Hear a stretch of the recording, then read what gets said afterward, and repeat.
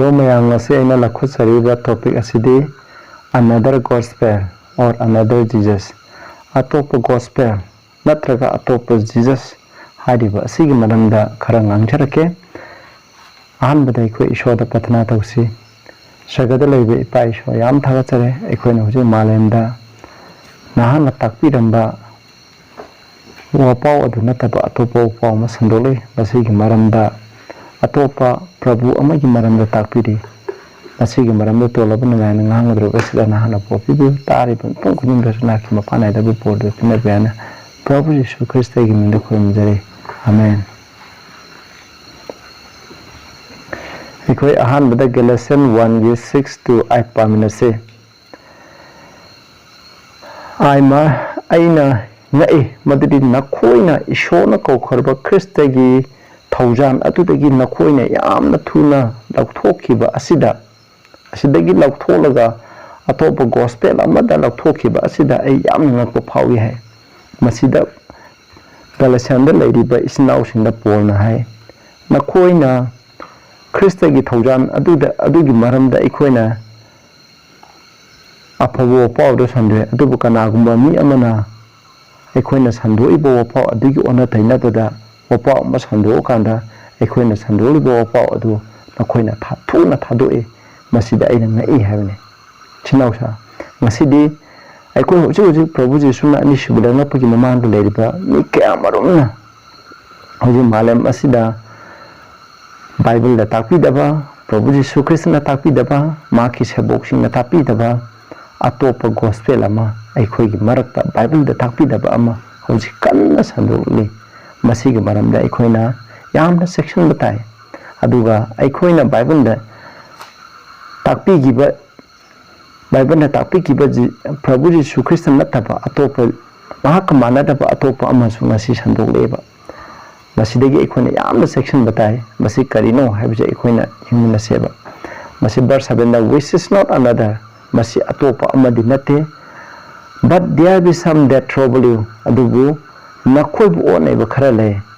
masina shoyi Krista gi aphabo wapaw adubu parphat tawe laitho hale natraga monhaneba hairiba sing asina monhanle hamne haibidi ekone sidagi haije another gospel another Jesus haibiki atadi Bible le takpi giba Prabhu Jesu Krista gi takpi giba aphabo wapaw haibidi Prabhu Jesu na malemda pap tokolba ikoi gidama Mana mahut sindura lai ekoi gidam sibiningai gidam ekoi na pugada pauki dandi kuduma krosta pubikre aduga mana sibiba asigi mapana ekoi je afaba nauna popami papo ramba ekoi je papo idaba mi ama oirang ngai Prabhu na sigibni haina Bible takpiba adubu haideba takpiba asi nataba atopa ama hojik tauliba madu nataba takpiba adubu neba ekoi na sida atopa gospel haina paldibse verse 8 ko aikoina oiraga su natraga sagadagi sagadut amana kumtharaga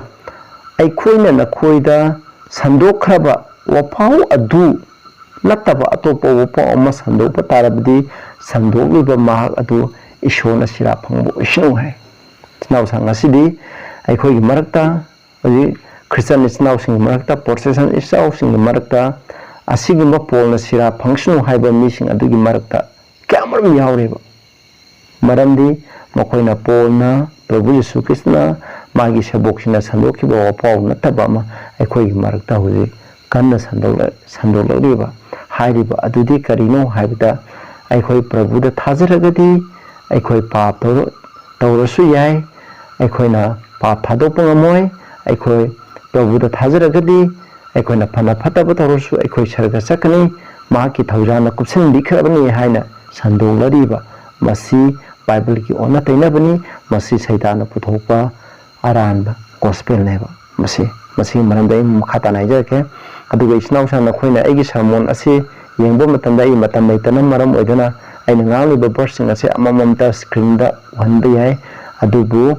aina pulap aina pareba text se mari natra manga je pulap screen do aina udbe masi gidam nakhoi ngakpiu masi haiba verse ase da nakhoi munne yengbiu aduga aina haribse Bible degi oiba oida person nakhoi yengo Bible degi oiba taragati loction biu haina aina mayamda appeal tawse 2 Corinthians 11:3-4 da amu yengse ai ki hai pona aina any upay ama tawduna saitana haidin lin aduna ipu mahaki longnam aduna lana lamjing kiba adugumna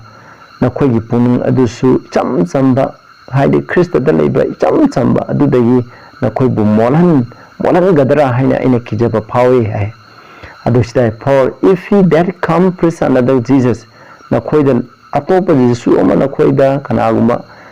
mahak amana sandokpa larade aikoina sandokidaba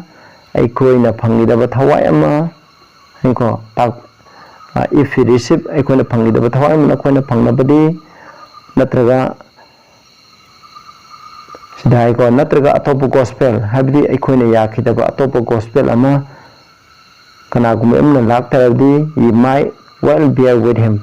ko nang mabu phajana khang sidai hari tagalu hai me masiga tadi sidai hari se chamchana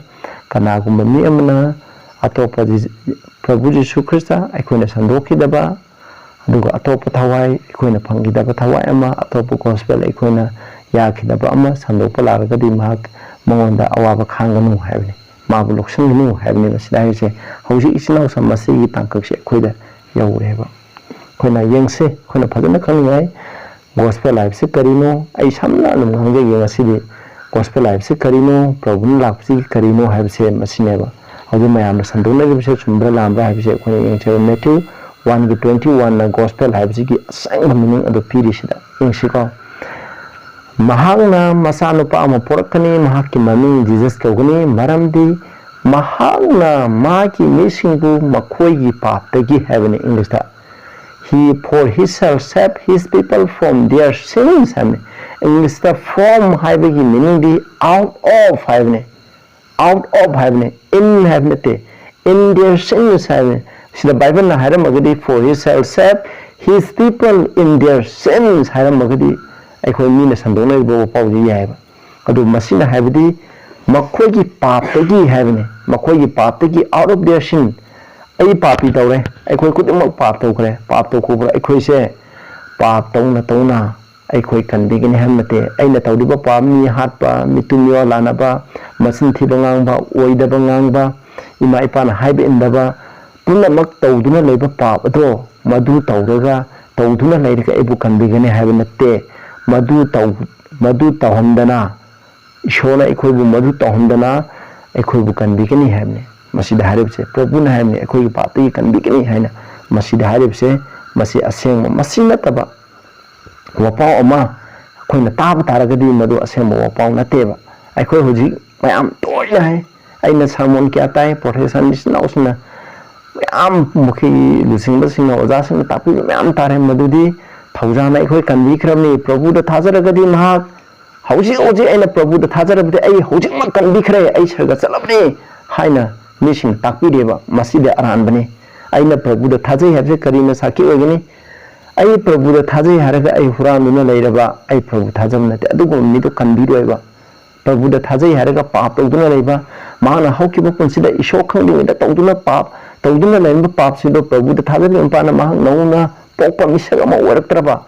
nauna thawaidigi isingdagi pokpa misang waraktragadi hairiba nupa adu sargada sumjam chaloiba masi hojingina hai akhoi Prabhu da thajarasu Prabhu gi akhoi da pangal myam pirasu Prabhu na akhoi da thawda myam piragasu maki yathang singa singa pung moen hai yathanga pung da bhaibudi pap dam tawduna leigini hamne masi aramne sargada pap tawduna leigidabami kanasu pubung moy puro hai amuk yengsi ko phatana Romans 1:16-18 da hai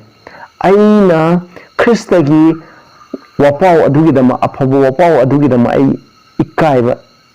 ai ko ikai bide hai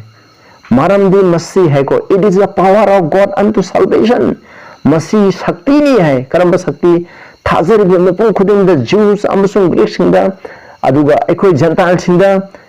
Prabhu Jesus Krista da thajariba khudingmak aduda arang khubangi Sakti pi adugumba sakti pi riba ishogi sakti aduni hai pi riba ishogi sakti adu gospel ko sinausa habdi gospel ai se power ne akhona Prabhu da thaja ba sakti ne पाप Oram फत्तब Oram इसे शक्ति फंगा ईश्वर की शक्ति फंगा पाप यादव मी ओहलेबा पाप तब यारंब तारगदी सैताना ईश्वर की wine थं थुगाइब याय हाइना सैताना तौरीब फत्तब थबक सिंगे ईश्वर याबिरंगनी सैतानबुसु ईश्वर कोपिरंगनेबा मदु कोपिब ngamdabagidama sargadagi saitanbu tanthokibneba maramdi saitana पाप तवे हैबा मसिने मसिदा हाइबसे ईश्वरगी अफबो पाउना इखोइदा अरांग खुबम पिनब शक्ति दे पिरेबा अरांग खुबम हाइबदि केनो ngsaigre self from sin इखोइना पाप औदना इखोइना पाप तोरमब तारसु प्रभुना सिबिबा दिगे मपाना माकी मंगोंदा थाजदना मंगोंदगी ग्रेस फंगबदिगे मपाना पाप याउदबो पुनसिमा हिंदो ngमलेबा मदुबुनेबा इखोइना gospel हाइबसे मसिने सिदा 17 नमयंचे मरमदि मसिदे ईश्वरगी धर्म सेंबदो थाजबा अमदगिना थाजबा अमदा फोंदो ई है मसिदा मरमदि धर्म सेंबदो फोंदोएबा ईश्वरगी वपाओ अफब वपाओ फोंब मिसिंग धर्म सेंब फंगनेबा मरमदि धर्म सेंब हाइबसे अफब वपाओ दे यावेबा मसिदा धर्म सेंब हाइबदि पाप की ओन थैनबने पाप हाइबदो मदुनी मदु थोप यादेबा मसिदा हाइजे धर्म सेंबदो फोंदोए हाइको मसी इग्रे the just shall live by faith धर्म सेंब मिसिना थाजबगी मपान हिंगनी हैमने अदुना थाजबगी मपान इखोय पापी अमा पाप ओइब मी अमा से पापी ओइब इखोय जे फत्तब इखोय हुरान मसिन थी बंगांबा अदुगुंबा इखोय जे प्रभु जीसु ख्रिस्त थाजबगी मपान अदुगुंबा धर्म सेंब मी अदुगुंबा पाप मसिन थी दबा ओइदब ngang जू थक्तब निशा पुंसा सादबा मीगी नुपी अंगांद कारण तादब मीगी मपो हुरान दब खलक पम हुब लैतब मी अमा ओ हेंदंग ngami हैबनेबा मसिन हाइदि थाजबन पाना धर्म सेन हिंदू ngami हैबने सिदा वर्स 18 दाय मदुदी ईश्वरगी असावबसे सरगदगी हाइको कना दाइदे ओ अनगोडलीनेस है ईश्वर गलम सन्मानदब मिसिंग पाप तब खुदेमक्ता and unrighteousness है unrighteousness मीन तौबा धर्म सेंदब थबक हाइबदि पाप की थबकसिंग पाप तौबसिंग मितु मिवा लानबसिंग अदुगुंबा म्याम अदुगी मथक्ता ईश्वरगी मई हौना सावबसे हैदे हैको who hold the truth in unrighteousness असुंबदु धर्म सेंदबदा पाइबा हाइबदि हुजिक मी म्याम असुंबदि धर्म सेंदबदा पाइ हाइबदि अरानबा अतोप गोस्पेल अमा बाइबल ताकपिदब गोस्पेल अमा संदे मदुदि ऐ प्रभु थाजरगदि नंग कनबिखरबनि ऐ कनबिखरनि ऐना फना फत्तब तौदुनसु ऐ कनबिखरबनि हाइना हाइरिबसे मसी अरानबनेबा अदुगुंबा मिसिंग अदु ऐखोइना कपिगिन अदुगुंबा मिसिंग अदु ईश्वरना कोपिरोएबा मसी बाइबल हाइबनि को ऐना हाइबनते रोमांस की अदुगा नखोइना अमु यंगिरो ऐ मसीदि पाजररोगे रोमांस 1 गी 29 देगी ने 32 दा हारिसे मसीदा तौदिब खुदम से करम मिनो मसी गुमि नो नो सकदब मिसिंग मयाम सिदा पले मकोइ सिंग अदुदी धर्म सेंदबा लपिक थंदा सिदा फोर्निकेशन अजे पाप थुगाइबनी शोगु वाइना थुगाइबनी विकेनेस अदे कोबसेसनेस नि होबा कलक बा यंगथिबा हिंगमी हाटपा मरै येनबा नाम थाक्तोबा हिंचाय तंबा मीगी मरमदा फत्तबा ngang ईश्वरबु तुकुचबा अदुगा नापन तौबा पुनम असेको भाप तादबा मौसागी नुसिबा लैतबा असिग मयाम सिदे हारिबो सिंगे पापे गाकनेबा ईश्वरगी वाइना थुगाइ मे गाकने रोमांस 1 गी 29 देगी ना 32 द पल्लिबसे असिग मिसिंग असे haiku verse 30 the which commit such thing are worthy of death है अस्माया सिग मत तौबा मिसिंग पाप तौबुना लेबे मिसिंग पापी सिंगसो प्रभु द थाजक रे हारगसु ऐनि हातुना लेबे मितुमिया लानतुना लेबे कलक्तुना लेबे मिहोबुना लेबे हिंचाय तंदुना लेबे मिसिंग अदो ईश्वरना अदुगुम तौबा मिसिंग अदो सीबद मतिक साय है not only do the same madu tौबद नतना have pleasure in them they do मखोय तौबा अदुदको नुंगाय जबा तौदगसु मखोयना तौबा फत्तबा तौबदु खोयना येंगलगा तारग नुंगाय जबा मिसिंग दो मदु सीबद मतिक चाय है मदु सरगद चलो है मसीने अखोयना ईश्वरगी अफबो पाउना संदोइदि करिनो हाइबदा प्रभुना ताइम पांदा लाकी अखोयना पुगदब पापकी दंडी खुदिमो प्रभुना क्रॉसता पुदना सिबिखरे अदुना अखोयगी पापकी दंडी खुदिमो महाना लौबिखरे अखोयना सिगदबदो महाना सिबिखरे अदुगा मुक प्रभुना सिबिबा असिना अखोयदा थौजान पिबि अखोयना मौन थाजरग चंगबा मतना महाना अखोयदा थौजान पिदि थौजान नाइबदि शक्ति पि शक्ति गलोना फत्तबा मी ओरंबा अखोयजे प्रभु की मपाना अखोयगी थमोइदा थवा असेंबगी मपाना लेबिदुना अखोयना नौना पोक्तुना अखोय हाना तौरंबा अखोयना ईश्वर खंगिंदा तौरंबा फत्तबा पापकी थबक मखोयदा थादोगा अखोय पाप तौदबनी नौनबा मी अमा ओइना हिंगनबा ngami हाबसे मसी अफबा वफाउनेबा ꯏꯁꯣꯔꯅ ꯇꯧꯕ ꯉꯝꯗꯕ ꯁꯛꯇꯤ ꯀꯔꯤꯁꯨ ꯂꯩꯇꯦ with God nothing shall be impossible ꯏꯁꯣꯔꯅ ꯑꯩꯈꯣꯏꯗ ꯂꯣꯏꯅꯕ ꯃꯇꯝꯗ ꯄꯥꯞ ꯈꯨꯗꯤꯡꯃꯛ ꯊꯥꯗꯣꯛꯄ ꯉꯝꯃꯤ ꯑꯗꯨꯕꯨ ꯍꯧꯖꯤꯛꯇꯤ ꯏꯆꯤꯟꯅꯥꯎꯁꯤꯡꯅ ꯍꯥꯏ ꯄ꯭ꯔꯚꯨꯅ ꯑꯩꯉꯣꯟꯗ ꯂꯣꯏꯅꯕꯤꯕ ꯇꯥꯔꯒꯁꯨ ꯃꯥꯂꯪ ꯂꯩꯁꯦꯝꯕ ꯑꯁꯨꯛꯀꯤ ꯃꯇꯤꯛ ꯄꯥꯡꯒꯜ ꯀꯜꯂꯕ ꯏꯁꯣꯔꯅ ꯑꯩꯒꯤ ꯊꯃꯣꯏꯗ ꯂꯩꯕꯤꯕ ꯇꯥꯔꯒꯁꯨ ꯑꯩ ꯄꯥꯞ ꯊꯥꯗꯣꯛꯄ ꯉꯝꯃꯣꯏ ꯑꯗꯨꯅ ꯄꯥꯞ ꯇꯧꯅ ꯇꯧꯅ ꯁꯔꯒ ꯆꯠꯀꯅꯤ ꯍꯥꯏꯅ ꯇꯥꯛꯄꯤꯔꯤꯕꯁꯦ ꯃꯁꯤ ꯑꯔꯥꯟꯕ ꯋꯥꯄꯥꯎꯅꯦꯕ ꯑꯩꯈꯣꯏ ꯑꯃꯨꯛ ꯌꯦꯡꯁꯤꯀꯣ ꯑꯃꯅꯤꯒ 2 Timothy 2:19 ꯍꯥꯏ ꯂꯥꯁꯇ ꯀꯣ let everyone that name the name of Christ depart from iniquity hai iniquity pap haibdi ishwargi wain jathang thugaiba aduna Christagi maming laukraba mipung khudingmana Christian khudingmana phattaba pap adudagi laithou hai phattaba pap adu thadu hai sina aduna pap thadokaba akhoi pap thadu oi khoi thadokpu ngamoi hariba singse masi aranba takpi basineba aduga 4 John 3 gi ai tai ko पाप तो महासे दियाबोल देखिनी मरमदी दियाबोल ना अहुबदगी पाप तो रही है सैताना सगद लेबे आदिजे केनो माना पाप तो वायबदी 4 John 3:4 की मतन ईश्वरी वाइन जाथं 10 कमांडमेंट थुगाय मान सगद 10 कमांडमेंट थुगाय मदुन मरम ओदन मा तान थोखिबनेबा आइखोइसु याथं वाइन जाथं जे थुगायदुना लेरबा इखोइना होय वाइन जाथं लापने खोइ कंबीगने लेते कंबीबदी प्रभु यीशु ख्रिस्टनि अदुबु प्रभु यीशु ख्रिस्ट थाजबगी मपाना इखोइना वाइन जाथंदी ngakpangamangineba masi nungsibana wainda thangakpangamangineba ina mamangda su samon kya haigramni aduna ai hanjanjararoge aduga John 8:34 da Prabhu Ji Krishna whosoever committeth sin is the servant of sin hai pap tawba mahak ado pap ki minai ni pap ki minai abdi saitan gi macha amtana isogi ning thole bakta samoi isinau sanga sidi ekhona pap taro su sarga sarpa yagani haina nisina takpi de base masi atopa gospel neba Prabhu na takpi da neba aduna ekhona pap taro su Prabhu na ekho bukan bigani ekhona maonda thachara gadi ekhona pata bani osu pung hongera Prabhu gi ina ekho bu copy gani haina haire base adugumba ekho gi pap tawro basu pap tawduna leiga su Prabhu na copy gani haiba Prabhu ase copy banga me haiba Prabhu ase aranba Prabhu neba isna sa hoy mana copy banga me ka karisu leite adubu ekhoina mangonda thajaraga ekhoina pap sum tawduna leitari Prabhu na copy roiba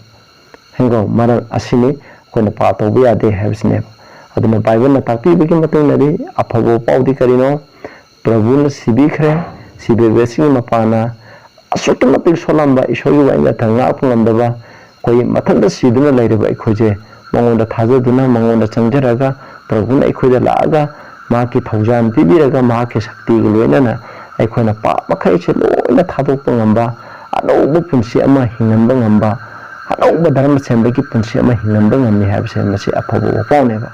aduna tabiba mayang kurunda bo pibo isnu sinausan ekhoi mina haiba adugumada thajaragumsi ekhoi thajasi Prabhu gi mapana ekhoina pap khudemo loina thadokpa ngami Prabhu gi mapana ekhoina nouba pap tawdaba mi ama hingba ngami masigi mapana ekhobu kanbigani haibase masida thajasi tabiriba mayambi shona bo pibo isnu pathana rausi sagadale bi payam thagachare Prabhu na sibi pasigi mapana ekhoina pana pataba mi orasu ekhoina tawkiba pap ke amla rasu ma ki igi mapana kopiduna